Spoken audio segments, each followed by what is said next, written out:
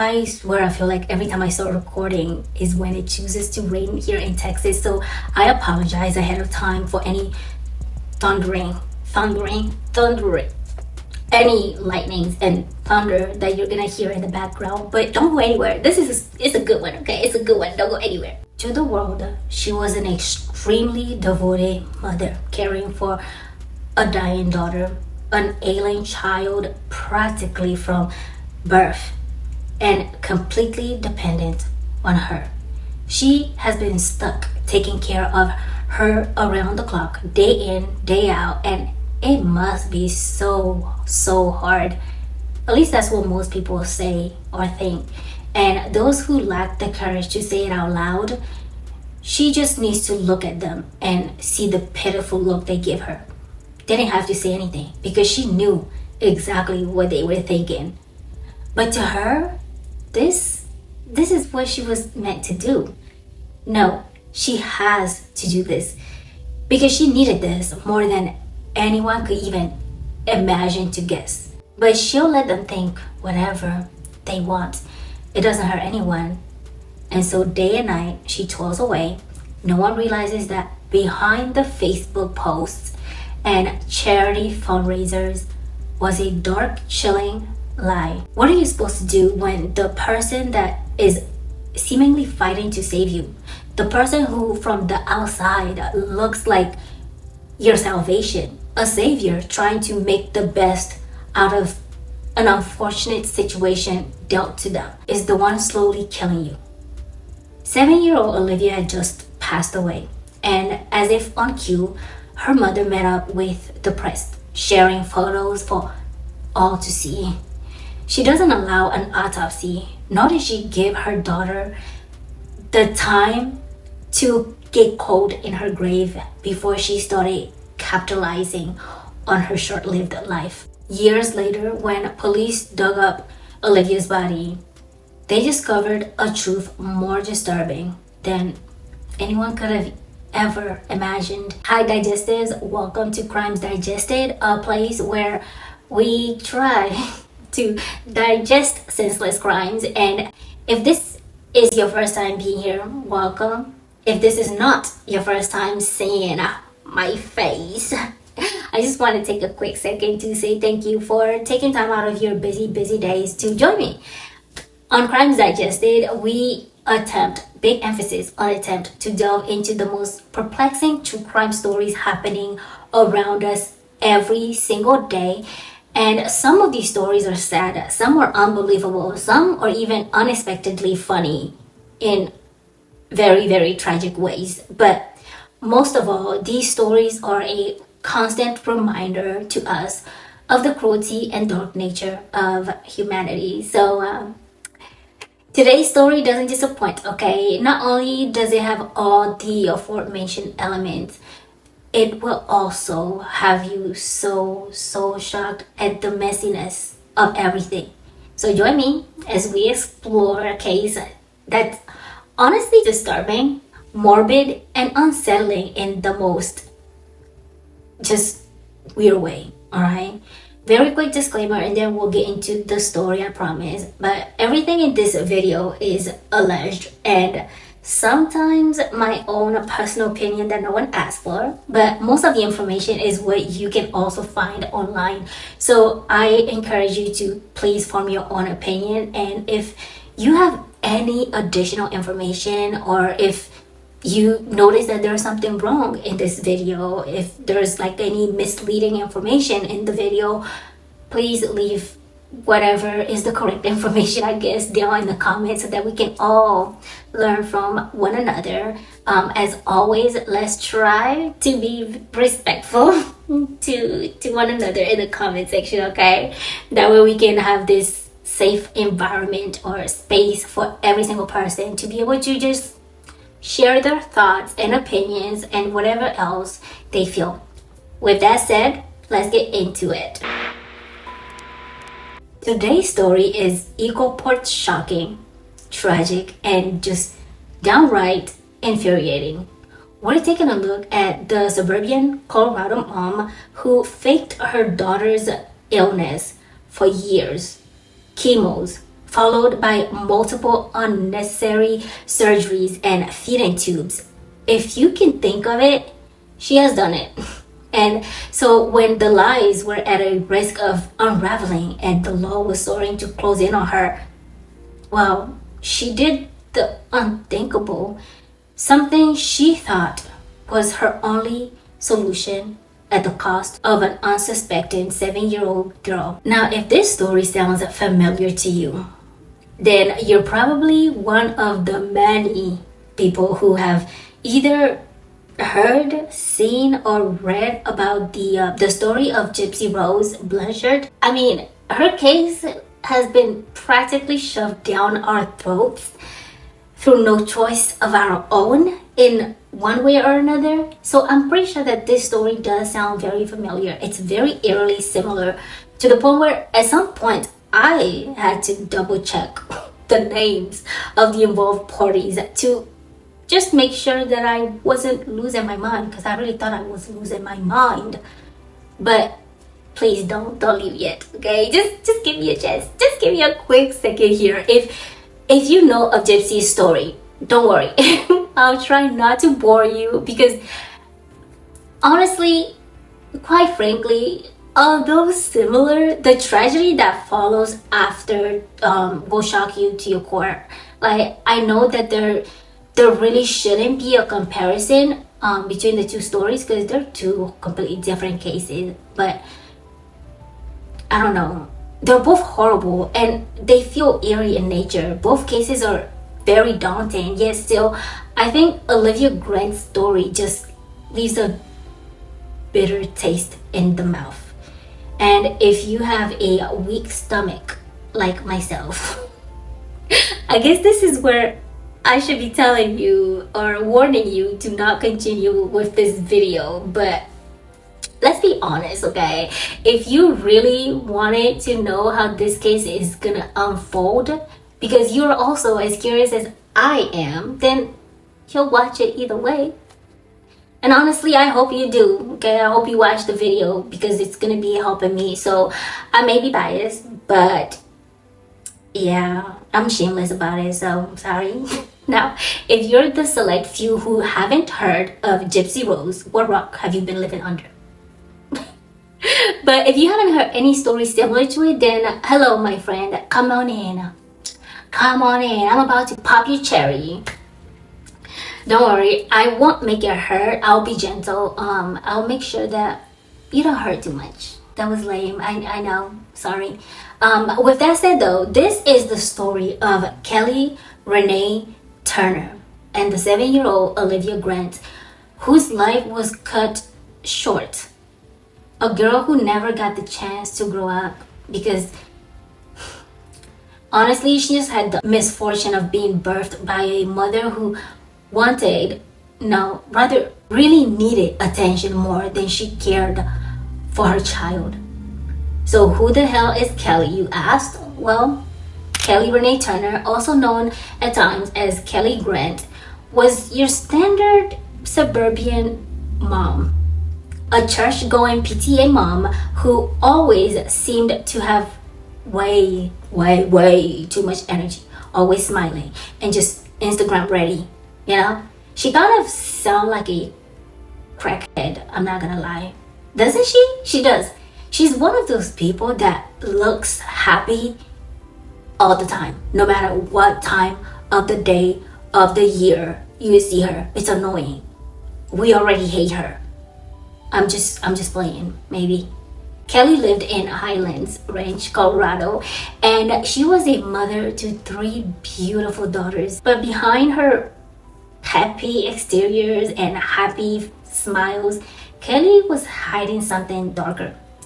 Munchausen Syndrome by proxy. Munchausen Syndrome is a rare and serious mental illness where a person would go out of their way to try to deceive others and usually succeed with non-existent illnesses that usually are fatal or terminal.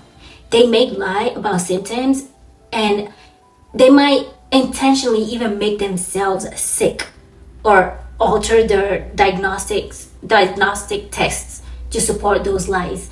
The primary motivation is often to gain attention and sympathy. Assuming the sick role makes them become the center of medical attention, like medical care. They love the focus, and by human nature, we're wired, most of us anyways, to feel for someone who's sick. Most people want to help in such situation, and these people thrive on that. Like, they love that empathy. For them, the worse the presumed illness, the better, because I think they get off on the looming possibility of tragedy that is to come. So they have to make it feel urgent. That way they can reap whatever benefit that they can out of this whole thing they create, whether that be emotionally, physically, or financially. Now, the sister condition to this is Munchausen Syndrome by proxy, a medical illness where the caregiver of the victim fabricates or induces illness in their dependent for attention or sympathy. These people will go out of their way to do anything they can to inflict some of the worst and unimaginable suffering on someone else just so that they can sit back and bask in the glory and attention. They usually come off as this poor, unfortunate person stuck with a sickly person, but yet they're handling everything so gracefully, so well. Woe be them. That was Kelly's disturbing fantasy brought to life.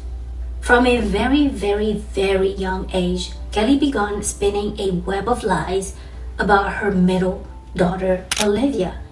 And no matter what treatments she was receiving, no matter who she sees, the infant, instead of getting better, was getting progressively worse. From toddlerhood, Kelly would take Olivia to multiple doctors for everything under the sun, from seizures to intestinal issues to mysterious genetic conditions. No doctor was ever able to explain the cause of these symptoms. I mean, how can they? She wasn't sick to begin with, and none of her conditions made sense. And since she wasn't able to strong arm the doctors into confirming whatever sick laundry list of illness she was creating, what did she do? She creates the medical records herself, obviously. Kelly was very persistent.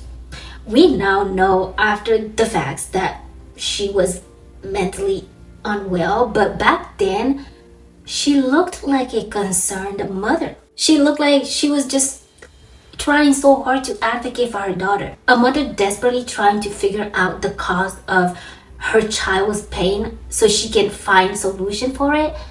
I mean, that's normal. After all, who can question a mother doing all she can to protect her child? And besides, the only way to receive treatment is by first identifying the root of the problems, So her shopping around for a new doctor every other day, every other week, seemed to most people like a grieving mother who was tired of watching her daughter's life slowly drain and dwindle away. She's grieving her living child. That must be why she keeps moving on to different doctors if she didn't like the answer that the previous doctor provided her. Right? Wrong. If this was a test you failed, or maybe you passed, who knows? I don't know. Given that this is an open book test, I'm sure you passed, okay? Kelly was just doctor hopping and pushing for extreme interventions, from feeding tubes to pain medications, surgical procedures, and palliative cares, which is when a team of specialized medical care providers try to they focus on providing relief from pain and other symptoms for serious illnesses. They're usually people that help in your final stage if you're gonna pass, So this will go on for years and years and years, and with each passing month and every other doctor visit, her actions started to raise some very, very serious red flags. Doctors were getting concerned, and for good reason.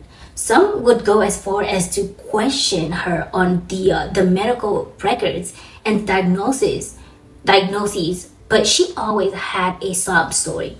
She'd tearfully explain that her condition was too rare for clear answer, and the confusions in the medical records, they only stem from the difficulties that these doctors are facing, and they weren't able to find the answer to her daughter's illness. And the exhausted look on her face just made her look even more devoted.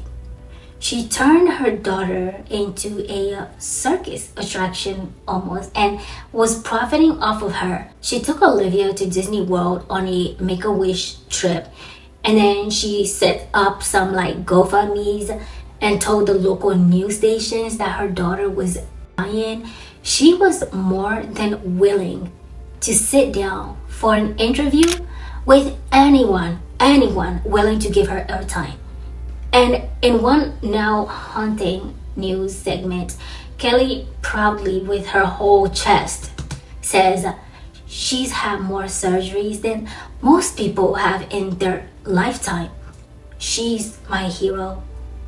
As if putting her daughter, the child that she carried for 9 months, under surgical knives for no reason whatsoever, was something to be bragging about. In August 2017, Olivia unfortunately passes away, and when asked about the cause of her daughter's passing, Kelly claimed that the cause was enteropathy, a disease of the small intestines.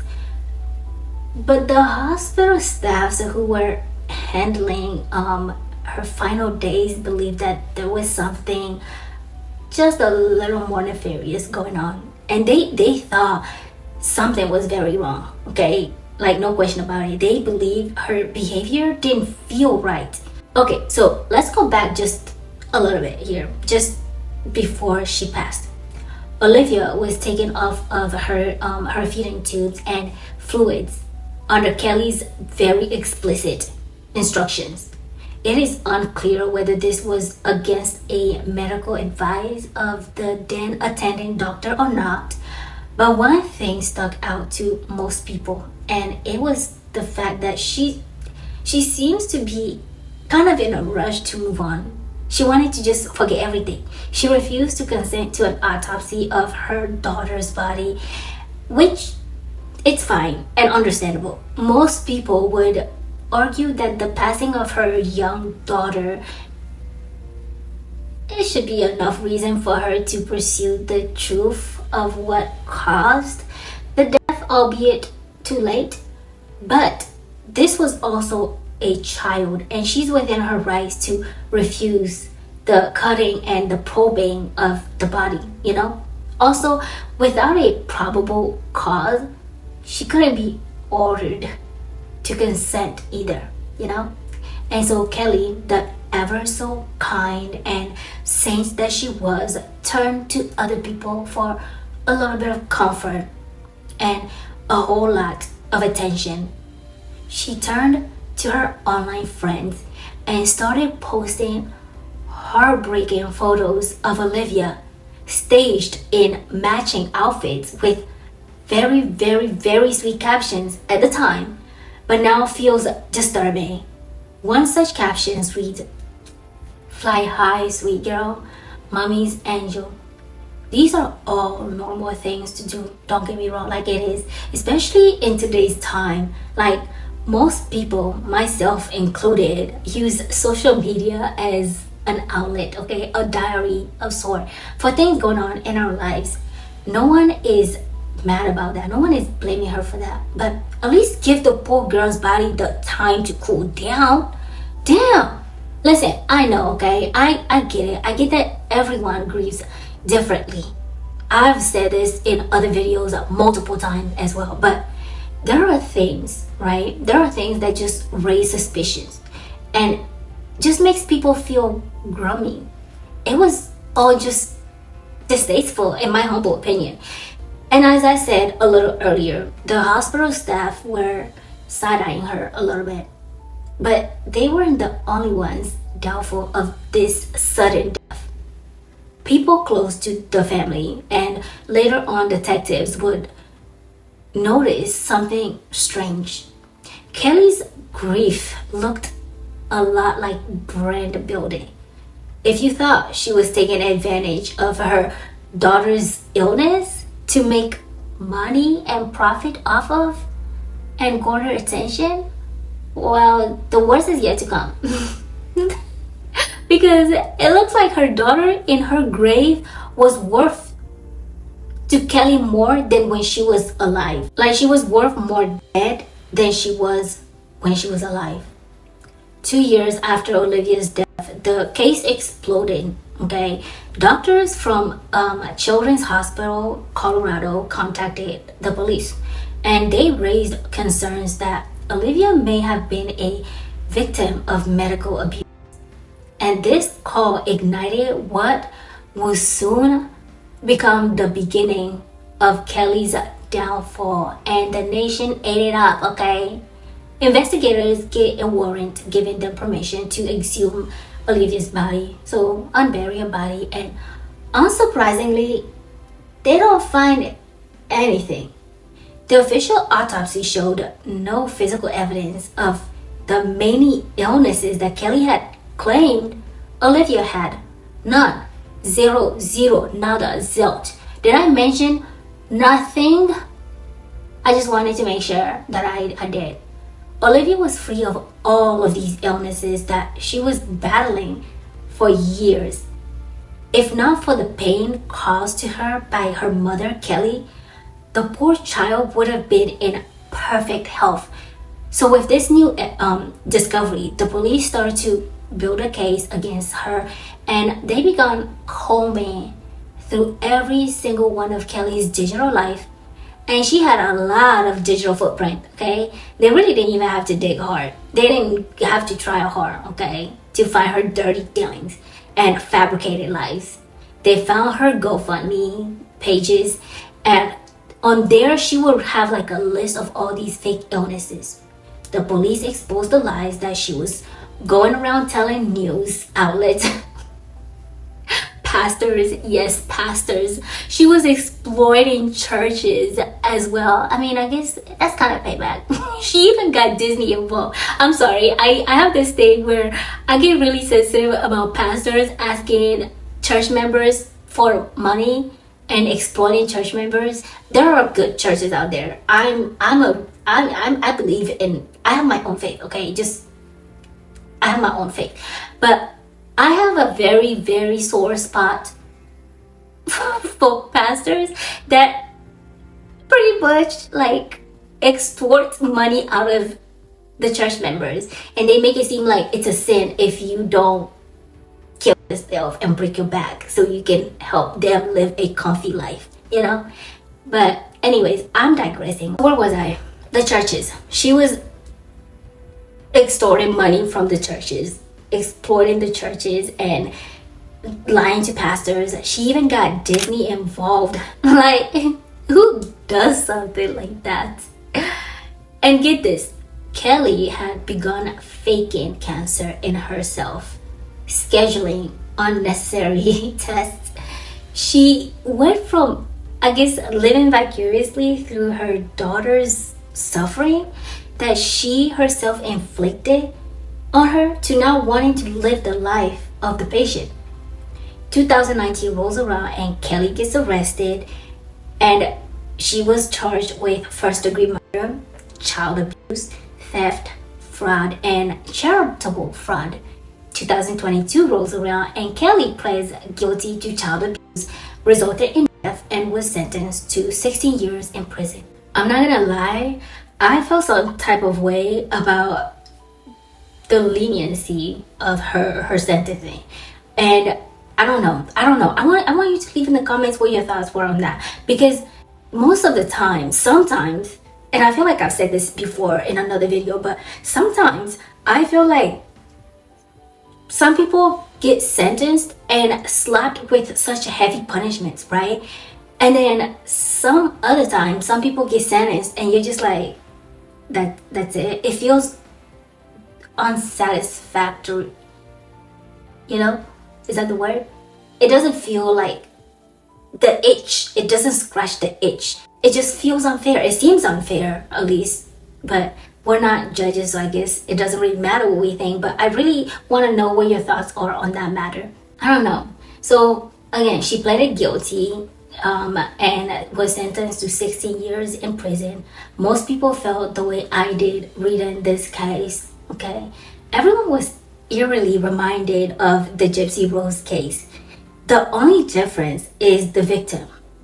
Gypsy's mother ended up paying for her crimes and sins through death at the hands of her victim. Whether that was fair or not, I don't know.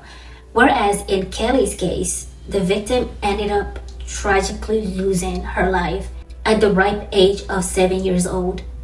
It was an emotional case with people leaving comments like, how does a system fail a child like this? She got sympathy while her daughter got a slow death. Munchausen by proxy is pretty rare, but very deadly. It's psychological abuse that often flies under the radar because the parent appears overly caring, and it's almost always too late before it is identified. But in reality, it is manipulation.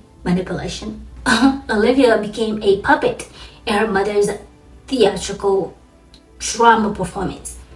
Psychiatrist Dr. Mark Feldman, an expert in fictitious disorders, said that people like Kelly are addicted to the attention that comes with the role of caregiver.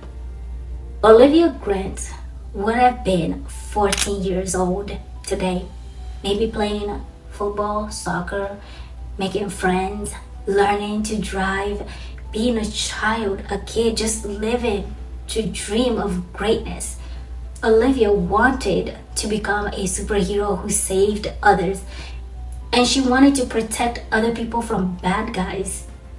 What she didn't know, what she did not realize, was the fact that the villain was living right next to her. But instead, her life was stolen by the person who was supposed to be her protector and shield against the world. The one person who had the easiest access to the vulnerable child who she practically tortured just for her sick pleasure and need for attention. This is another reminder that not all kid killers wear masks or hide in shadows. Not all of them are strangers in bushes, okay? Sometimes they're right there next to you, smiling in every photos, front and center, crying for help. They don't actually need the help, but they cry for the help. And they are the loudest criers too. Wait, is that even a word? Criers? I'm not sure, but we're going with it, okay? Let's just roll with it. If it's not a word, then it should be. I remember I used to say nonsensical and was told that that wasn't a word, like a real word, but it turned out to be a frequently used word. So who knows? But if not, then I guess I just turned into Donald Trump. The man said he came up with what was the word? I can't remember. If I see it, if I can, I'll put a clip on here. The man said he came up with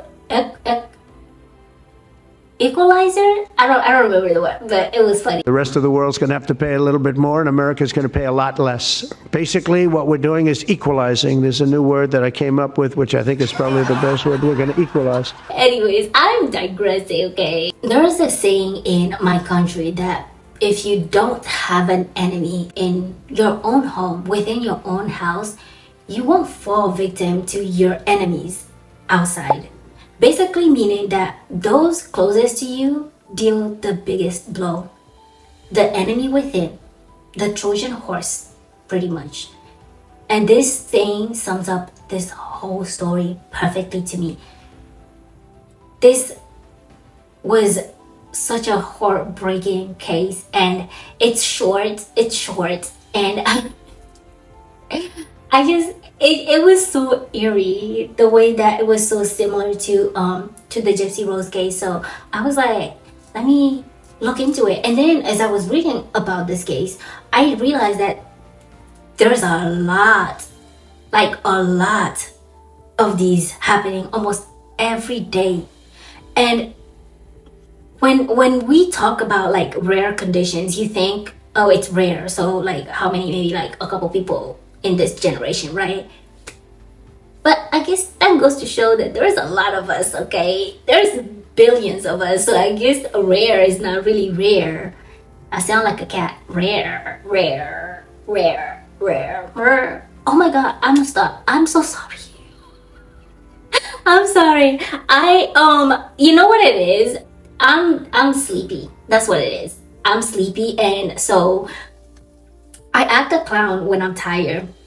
But yeah, I apologize. Okay, you did not sign up for this mess. Anyways, this concludes today's video. But I want to know what your thoughts were on this case. I want you to leave your thoughts in the comments. Do you think the punishment was appropriate for the crime? How about Olivia? Do you believe that she was failed by the system? Honestly, she was. That's not a question. Obviously, changes don't come easy, you know. But what do you guys think that can be done better to protect those who are being victimized in cases like these? I would love to know your thoughts down below. Again, thank you so much for joining me on this dive into the case of Kelly Turner, or Kelly Grant, and the tragic end of Olivia's life. And don't forget to hit like, okay, subscribe if you haven't. I want you guys to go ahead and just subscribe. I'm lonely over here. I'm literally talking to myself. Okay, if you guys don't subscribe, I'm literally talking to myself. So subscribe. You won't regret it. Maybe you will. I don't know. But subscribe anyways. And I will be back with another one next week. Remember to always stay smart, stay curious, and look out for one another. That's it. Yeah, that's it. Take care of yourselves, okay? Just take care of yourselves. I'll see you in the next one. Bye.